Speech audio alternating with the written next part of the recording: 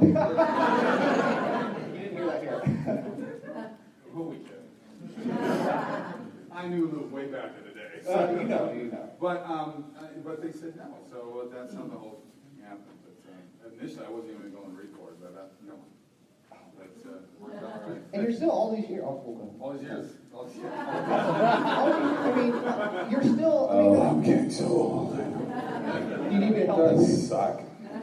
But Thanks, babe. to be honest, though, I mean, you look at it, even athletes, even like professional football players. A lot of times when they're done playing football, they kind of lose that muscle and everything. And you have. I still work out every day. I worked out this morning. I was in the gym. I do about 40 minutes of cardio every day. Water's important, guys. A lot of water. Cardio is important. So what's a routine for you? Like how do I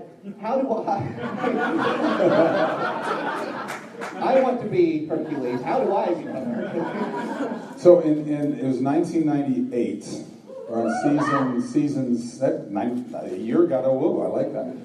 I'm back in the States I was doing Leno, Letterman, a couple shows, and I had an extra couple days to play in the Waste Management Golf Tournament. I love the golf, so it was a PGA event. It's a big event. Yeah. All the stars there. And Tiger Woods, it was his first full year on tour. And at that time, he weighed 140 pounds wringing wet. And he came walking in the gym at the hotel. We're staying in the same place, and he flipped out because I was still doing Hercules, all big, long hair. And he goes, "Oh my God, we watch you at Stanford all the time, man. We watch you."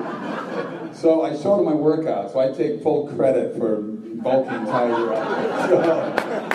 In fact, I'll be playing his tournament again in Vegas, the Tiger Jam. It's a fun event. So we've stayed friends all these years, which is pretty cool. We need a residual check, right? Please. That's right. That's right. I'll take 1% of his earnings. Do we have any questions? I know a lot of people have questions, but everybody is the nervous person to be coming up here first. So who wants to be the first person to ask a question? You can come up here. You can ask it from your chair. We do have a DVD set up, right? Where's that room? I want to show something here before we leave. Yeah, we got the TV behind us. Cool. So we can show something. Awesome. I had read that you have some Midwest ties. I wonder if you could talk about that, your ties to... Go Vikings, go Minnesota Gophers. Sorry. I am from Minneapolis area, yes. And I was actually at the game last year when Rodgers got taken out for most of the year. I was there for that tackle at that game. But there's obviously a good rival. I've got a brother who actually went to college here. I have another brother that's been living in Milwaukee for almost 40 years now. He lives in West Dallas. He was out yesterday. So he became a Packer fan. So I said, damn it, you were never a Viking fan. So we got to have that rivalry, But I'll be honest with you, if the Vikings are out, or even anybody, I was pulling for your baseball team, guys. Trust me, I still pull for the area. I'm a Midwest guy, so I come back usually every summer because I don't miss the weather coming your way right now. After 22 years, I said I'm done. I'll put up with the crap of Hollywood and the traffic and taxes so I can golf in February. I'm a Midwest person too. Where are you from? I'm Indiana. Okay. So that's okay. Yeah. But it's very much like you're talking about. Like it's so nice during the summer, spring. Oh, so I heard you guys didn't have a great September, October. I heard it wasn't great. That's usually my favorite time of year here. I love that crisp air and the trees changing. And as soon as that cold air hits. I know. I shot a movie in French Lick, Indiana. Oh, really? Years ago, I shot a sci-fi movie. Yeah. I won $500 at the casino in French Lick. Did you really? Well, it's got that casino there. They renovated it. It's a beautiful casino. And they kept telling me the floor man, they said there's a woman, there's a ghost on that floor. And here's the weird thing. They said it was sold out. I never saw a person on my floor, so I started kind of freaking out. And every time I walked in the elevator, it's an old casino. And then you walk to the elevator, it was this long hallway. And they said she hangs around the right side of the elevator. So I'm like, hair standing up. I'm like, oh. Did you go looking? Oh, heck yeah. Heck yeah.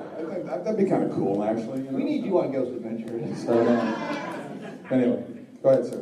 Anyway, talking about Minnesota, your brother Tom and my brother Steve Gabriel were college roommates. Yes. So I saw you once before you were famous.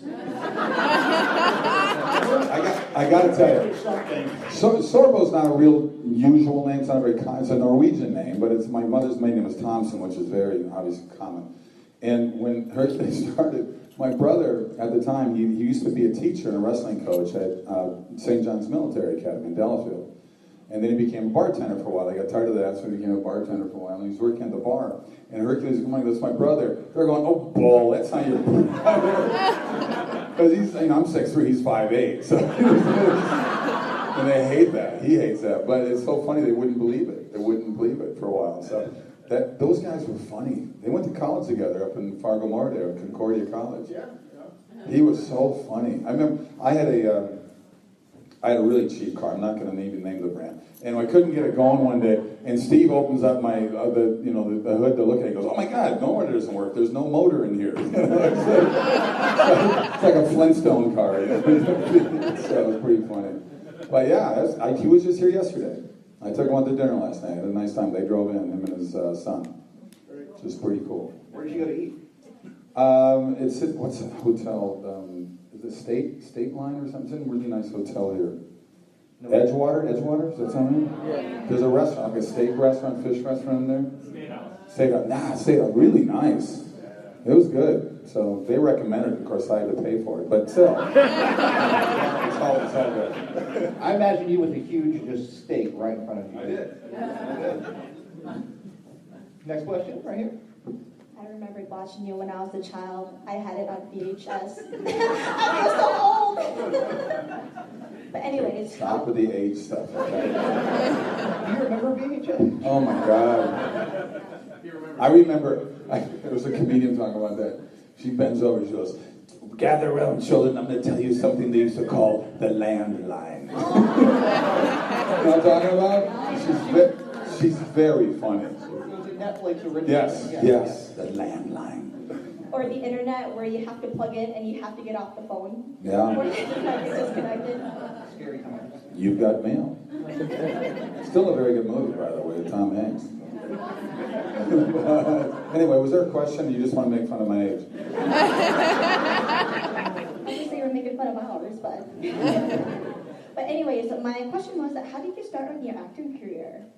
I don't know if anybody knows Minneapolis area. There's a thing called the Guthrie Theater there. It's a very famous theater. In fact, a lot of people from Hollywood come out there. Broadway come out there to perform there.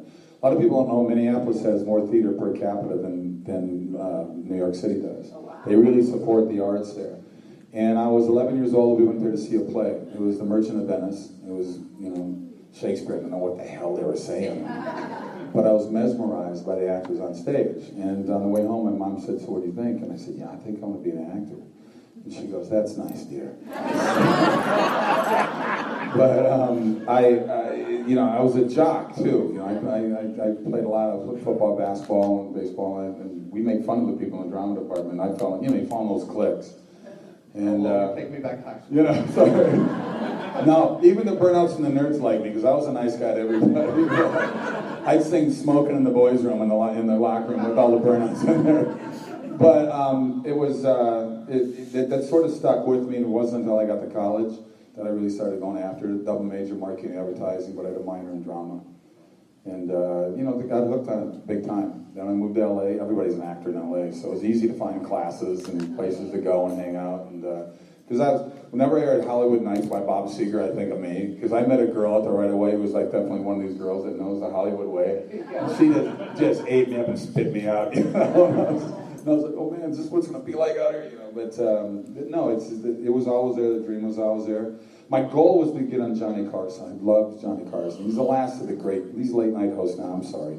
And it's just that Johnny was the best. And by the time Hercules rolled around, I was 3 months too late. I got on Jay Leno, but I just missed Johnny Carson. You've been on a lot of really good talks. I mean, you've been on Conan O'Brien, you've been on Howard. Yeah, I've done a lot of those shows with Howard. Yeah, Howard's interesting. Howard's a great guy. He's smart. It's all an act. I mean, once the mic's off, to talk to this guy, he's a smart dude. I don't think people realize how much this guy's got the ball. I think he's one of, if not the best interviewer. It's an act. It's all an act, and he's parlayed it into quite a fortune. So, but did you ask a question? I just want to say thank you. That was it. I answered. You look lovely, by the way. Did you start off with doing commercials at all? I did. I'm one of the few actors that I know in Hollywood that never had to work on a job. I went out there because Minneapolis is headquartered to Target, Best Buy, Dairy Queen, Pillsbury, General Mills. There's so many major headquarters business. I did a lot of college commercials during my college years, so I already had that all-important SAG card. I had a great reel already, so it's easy for me to get an agent out there commercially, so I got one of the best ones. And I've shot well over 150 commercials in my life. And you guys, if you saw some of my commercial reels, I should actually put some of them together at Comic-Cons because people get a kick out of those. 100% sure. And you know, here you guys, okay, we're in Wisconsin, so you guys like your beer. I've done like 15 beer commercials. So Anheuser-Busch loved me. They put me in all their like their, you know, Bud Dry was like a big thing back in the 80s and stuff, and Bud Light and all that kind of Did you stuff, ever and do any of Michelob. Crazy commercials in Japan? 'Cause I know I did. I did. Are you from Japan originally? They're just weird commercials. They're weird, but they paid really well. So, and then when I shot Hercules in New Zealand, the number of from Kevin Costner to God, I mean, just so many Pacino, all these actors you wouldn't know. They get paid like millions of dollars for these commercials overseas that you don't know about here, that they would never do. Like Julia Roberts, you know, and a very really sexy shampoo commercial. You know, a lot of skin showing and stuff. I'm sure they paid her millions to do it. And then, you know, but you never come back here. And I was like, oh, look at this. I've seen some of them, and they're very mesmerizing. Even though I have no idea what's Yeah. going on. They're Well, Europe does some weird ones too. I spent time over in Europe and shot commercials, and I lived in Germany for a while, and in Paris, and You've been all over, though. I mean, I've traveled a lot. I've been fortunate. is there a country you haven't been to that you would like to go to? I would like to get over to. I would love to see like Vietnam and you know places like that over there, because it's supposed. I've heard Vietnam, the beaches are supposed to be like just ridiculous and amazing, and you know, get over there one day. I spent obviously 7 years in New Zealand. I spent about 2 years in Australia shooting movies there. Yeah.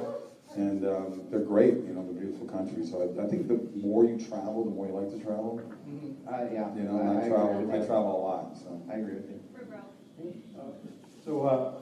I'm a Moorhead State alumni. Go Dragons, man. So I'm just wondering if you had any good stories from Moorhead. We both went to Moorhead State, University of Fargo Not at the Moorhead. same time. All I know is I said, why am I up here? It's even colder than Minneapolis. What was I thinking, you know? No, I had a great time up there. There was one time, it was so cold, it was like 30 below, 40 below, zero. And it was a Saturday night. We'd always drink these little pony packs because we're cheap and get a little buzz gun before we go out to the bar, so we don't spend as much money. And it was so cold out, I had my head down. We're running to the car. You know, you're outside, you got your head down, and you're just running. And we're running pretty fast, and I wasn't paying attention. And there was a parked car, and boom, right over my knees, right into the front. I face planted right into the hood. And all I thought was, that's just stupid. I imagine you left a dent in the car. Oh, man. It was, you know, while you're in college, you do stupid things, you know. So. Did you ever go to like Ralph's Bar, or was that even there? Mick's office was the big sports hangout. If you were a female and showed up at Mick's office, you weren't there to not be bothered. So the Trader and Trapper was a big hangout. The TNT, that's gone. Well, Minnesota's just crazy with it. I mean, they're turning into California with the tax and everything. I mean, so I spoke at my alma mater a couple of years ago, and you go right across the Red River into Fargo, and Fargo's just exploding and growing, buildings going up and stuff.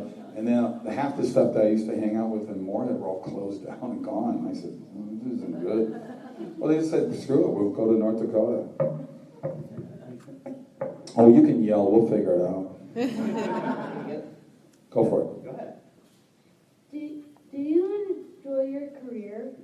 I do enjoy my career. I've been very lucky. Hercules was supposed to just be 5 2-hour movies originally. And, but I knew by the third movie it was going to be series. Because we had a really good chemistry. Michael Hurst and I played Aeolus.